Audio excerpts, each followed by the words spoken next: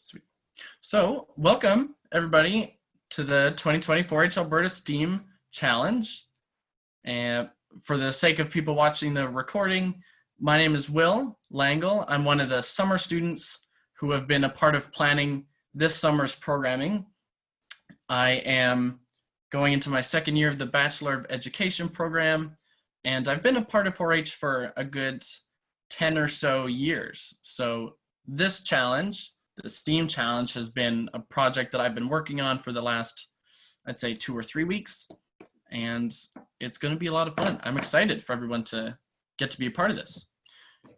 So we'll kick off with to thank our sponsors. Our sponsors are the people that let these programs happen, and without them we wouldn't get this wonderful opportunity. Without their help, we wouldn't be able to provide our awesome, fun, engaging youth programs that we do. And so if you see them in your communities, I'd love it if all of you could, give them a big thank you on behalf of 4-H. So these following sponsors help support our virtual programs and help make them possible: Alberta Recycling, AltaLink, ATB Financial, the Calgary Stampede Foundation, and the UFA. And we have the Agriculture Financial Services Corporation, PV Mart, and Save on Foods, as well as AgCall, Chinook Financial, Service Equipment, Fortis Alberta, Kubota, Lamleys, Northlands, Radical, and Glacier Farm Media. And Alberta Beef Producers, Bayer, CCI Wireless, Federation of Alberta Gas Co-ops, Gas Alberta Incorporated, Lakeland College, Nutrien, Olds College, and Rocky View County. And our Green Clover sponsors are Genome Alberta, Olds Regional Exhibition, and Viterra. As our White Clover sponsors are the Alberta Land Producers and Livestock Identification Services. Not to mention our national partners as well: Agriculture and Agri-Food Canada, BASF, Bayer, Farm Credit Canada, Syngenta, and TransCanada. So thank you to our partners and sponsors for all you do in our communities and for your support for these awesome programs. So let's talk a little bit about STEAM, what STEAM is.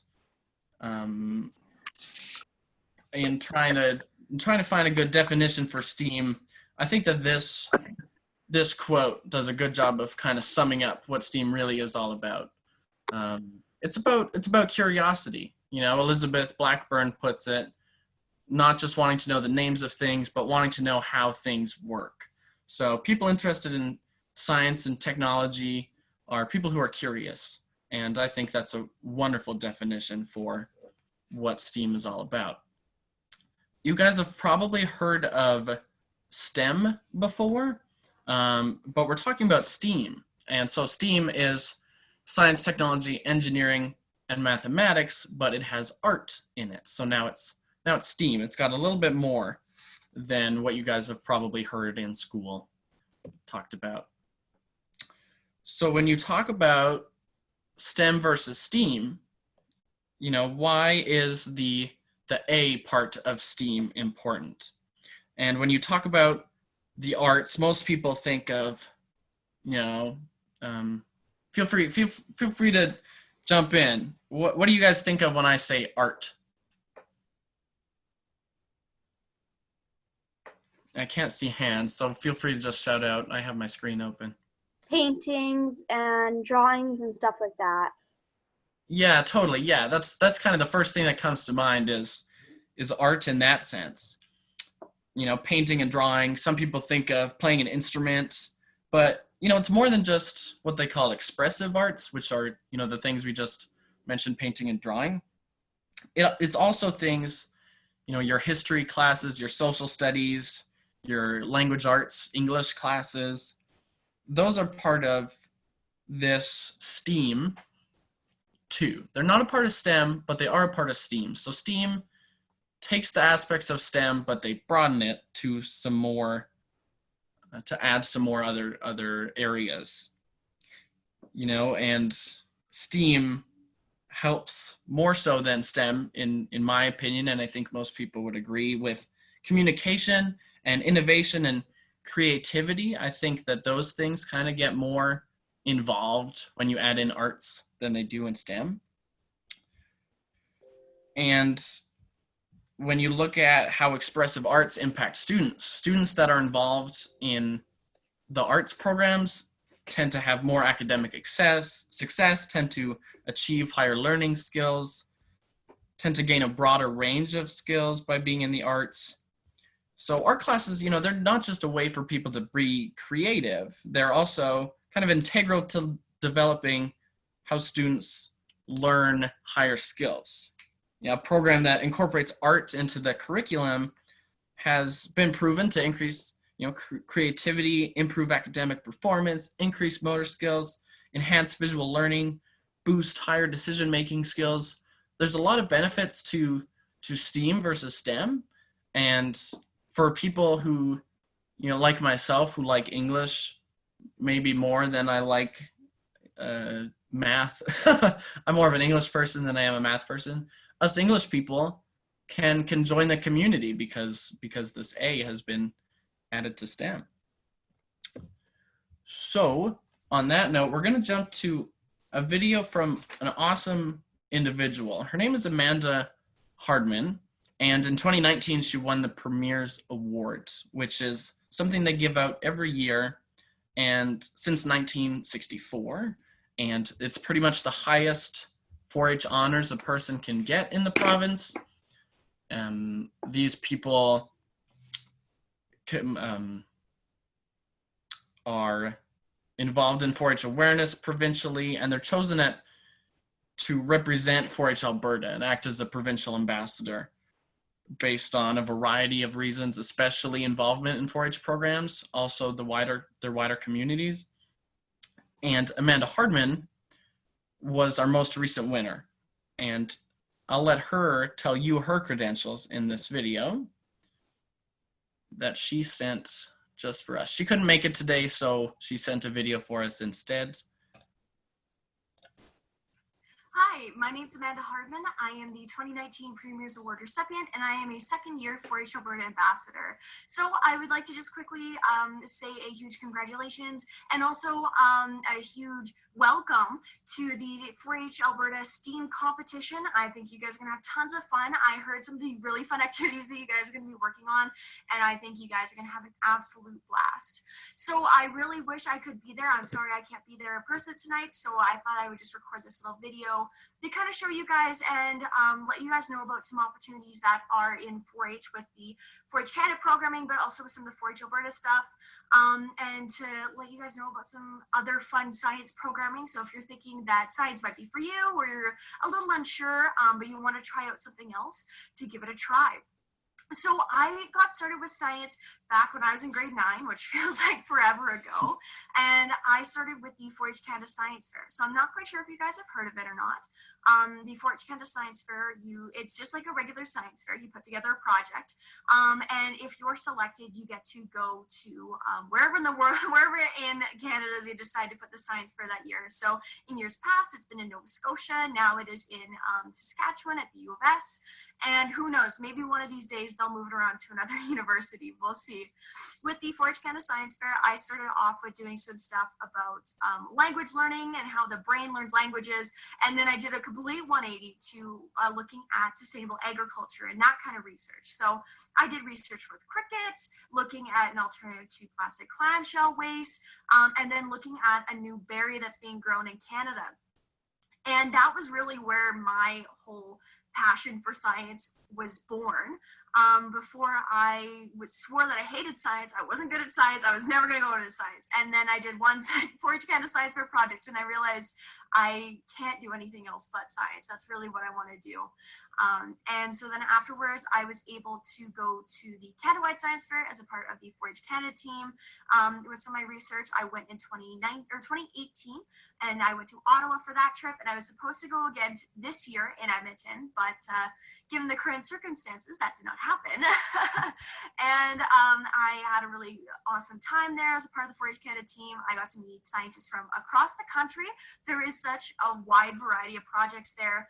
I mean, you always have the people that are like trying to solve cancer and fix all that stuff, and program self-driving vehicles, and somebody made a artificial heart, like a prosthetic heart. I thought it was so cool. But there's so many cool projects like that, which is kind of the beauty of science. And so this year I was able to participate in the U Science Canada online science fair. It was their replacement of the in-person science fair this year, and I was awarded a challenge ribbon for agriculture, forestry, and fisheries, I believe the term was, a regional ribbon, and also a participation ribbon, I believe. It's a new thing this year, and from the sounds of it, they're going to do it in years to come, which is really awesome, which again is another opportunity that if you do decide to kind of continue along in science, an absolutely great opportunity. This year as well with Inspo Science, they had their science fair online this year, and I was lucky enough to be a part of the top 200 participants, and I'm currently in the second round of judging, so we'll see where that goes. And I was able to do some work with the Canadian Science Fair Journal. I had my work published with them back in 2019, and I'm currently working on getting my second paper published with them, which again, I sound like a broken record, but this is getting published with the Canadian Science Fair Journal, going to science fairs, that kind of stuff. Honestly, such great opportunities, and there is so much to take out of it. Honestly, when I first went to the Canada-wide Science Fair in 2018 in Ottawa, I was honestly mind blown at what is being researched in Canada. Honestly, there are no limits to what you can look at. It sounds cheesy, but it is 100% true in that respect. So to make that whole ramble short, if you are interested in looking at something that you're interested in, it doesn't even have to, you don't have to feel like this is the next cure to cancer. Honestly, if you are just interested in a topic, research it. Do a project on it, even if you're a little iffy on whether or not you're going to love it. I didn't feel like I was going to like science, and now I'm going into a bachelor's of science in the university. So if you really want to take a look at this, or you want to find out if science is for you, I more than recommend doing the 4-H Canada Science Fair, getting involved with Youth Science Canada, all that fun stuff. I believe registration opens up for the 4-H Canada Science Fair in September, I believe. So keep your eye out for that. There will be lots of promotion going on for that if you're really interested. So with that being said, I hope I didn't bore you guys too much. I look forward to all of the fun stuff that you're going to work on throughout this challenge. I'm sure you guys are going to do amazing, and you guys are going to have tons of fun. So good luck, have fun, and if you decide science is for you, check out those opportunities that I mentioned. Stay safe, everyone. Awesome. So that was Amanda Hardman. She is really involved in science in 4-H, and she is the Premier's Award winner too. And I want to make sure I didn't forget anybody. So I'm going to go back and recognize Service Credit Union as well. Won't want to forget them. Service Credit Union is one of our Bronze Clover sponsors, and they're awesome. So thank you to them for helping sponsor us. And yep, so back to Amanda. Amanda, she's really involved in 4-H. She's done a lot of science things. You know, as she mentioned, she's been published in the Canadian Science Fair Journal. Being published in these journals is something that is really impressive, really cool. And she's had the honor of being one of those people. So that's Amanda. And she mentioned a lot of 4-H opportunities. So if this doesn't scratch that science itch, that 4-H science itch as much as possible, then there's plenty of other 4-H STEM and STEAM opportunities out there for you guys. So let's talk about the challenges. Let's see what the challenges are all about. I think it's time for me to reveal them to everybody. The independent challenge is going to be popsicle stick bridges. Popsicle stick bridges. So you're going to use popsicles, glue, paper, paint, and markers, and then a weight and a car. So what's going to happen is everybody has until Thursday, July 23rd. You're going to build your bridge with these supplies, and by then you're going to send me a video of you testing it. So how do you test it? There's a couple ways. You put a weight on top of your bridge to see if it stands, and you push a car across it to see if the car can cross the bridge smoothly. So you're going to be marked, judged, I guess. We're going to determine the winner based on these 4 things. So the design, who has the most creative and original design, who, through a video that they submit to me, can support the most weight with their bridge, who can push a car across the smoothest across their bridge, and then there's also a short writing portion. And when I say writing portion, I don't want anyone to get scared that I'm going to make you write an essay or anything. Pretty much it's just a matter of reflecting on how the experience can be applied to the real world. So you could write a haiku, and if anyone knows what a haiku is, it's a poem with 5 syllables, then 7, then 5. It could be the shortest thing. All I'm expecting for that is for you to say how you think what you did in this challenge could be applied to your life at a larger scale. Something as simple as, I built a bridge. It taught me how to learn from mistakes, and I think that could be applied to my life by dealing with adversity. There's a perfectly good example, and that write-up would get 3 out of 3 points. That's kind of all we're really looking for. So is there any questions about the independent challenge?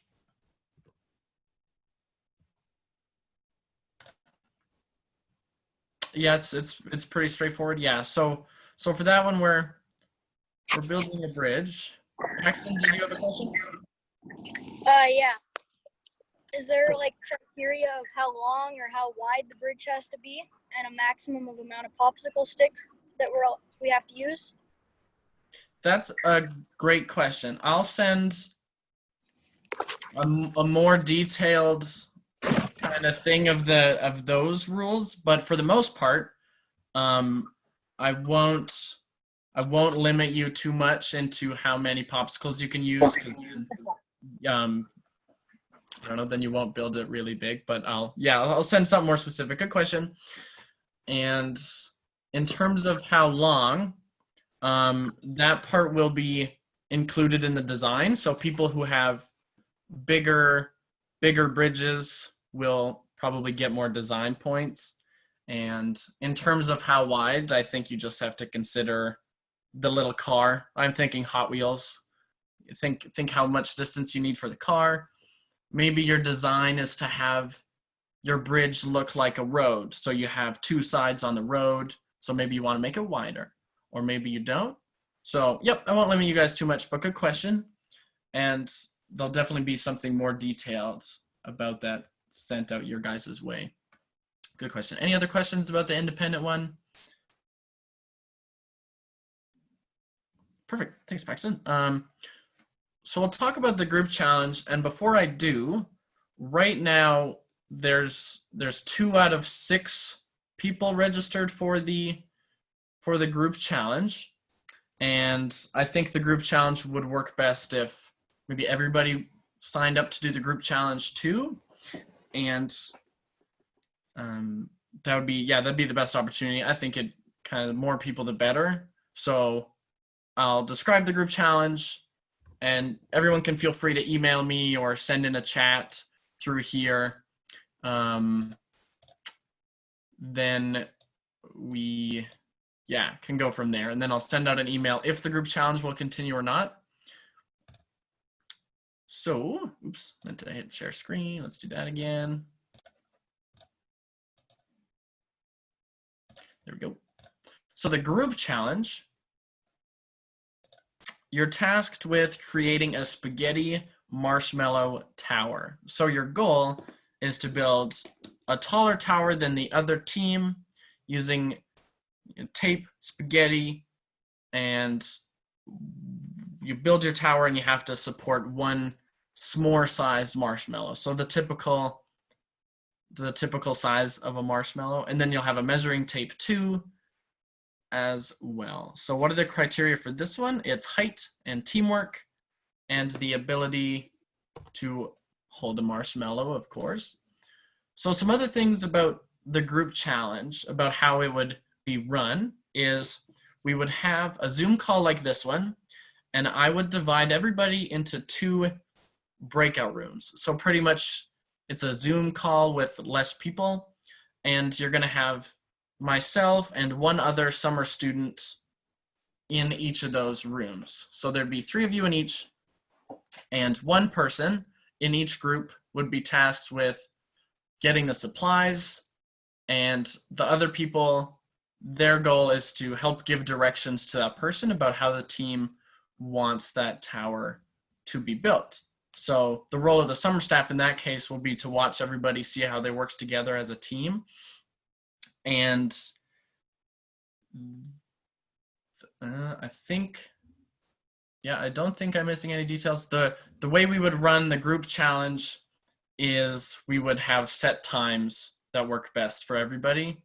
The independent challenge you have from as soon as this webinar is finished to Thursday at 4:30. The group challenge, depending on what people tell me about their availability, will set up times for everybody to meet together.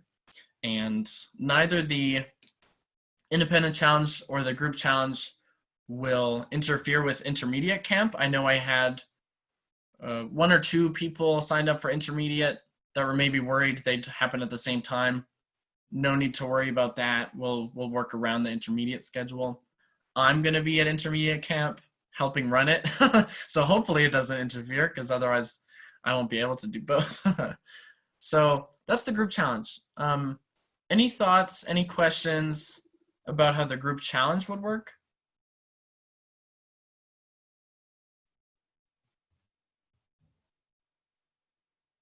Yeah, I'm guessing it's pretty straightforward. Awesome. So for both the independent and the group challenges, and this is the exciting part, is there are going to be prizes for both. For the independent challenge, it's going to be $20 prize for first place and a $15 prize for second place. And then the group challenge, there'll be a prize for the first place team. Obviously, we need to make sure that enough people will want to sign up for the group challenge so that we can run that one. And that's the exciting part. The exciting part is everything, but I'm sure you guys are also excited about the possibility of a prize for your project. So with that being said, I've come pretty close to the conclusion. There's my email up on the screen. Everybody, I think everybody has it, because you've all emailed me at some point, or everybody's parents or guardians have emailed me. That's it. That's the STEAM challenge. So if anybody has any thoughts or questions, now's your chance.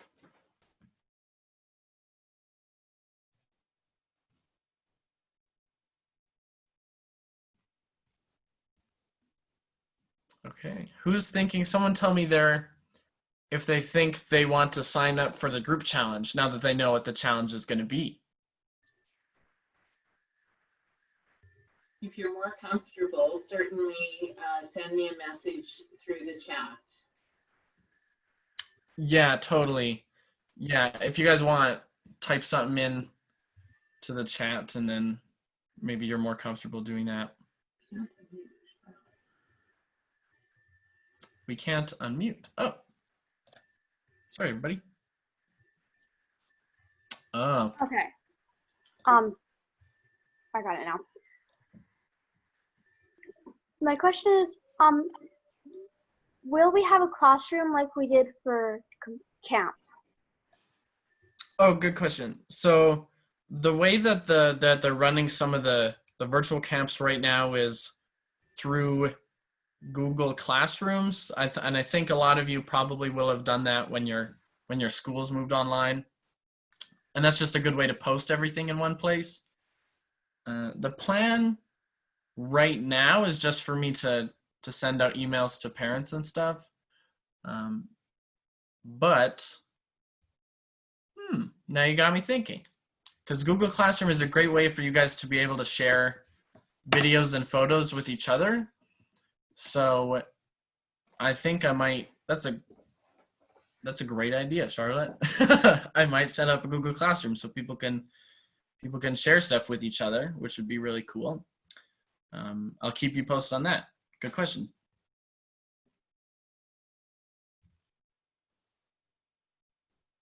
Anybody else have any questions, comments, concerns?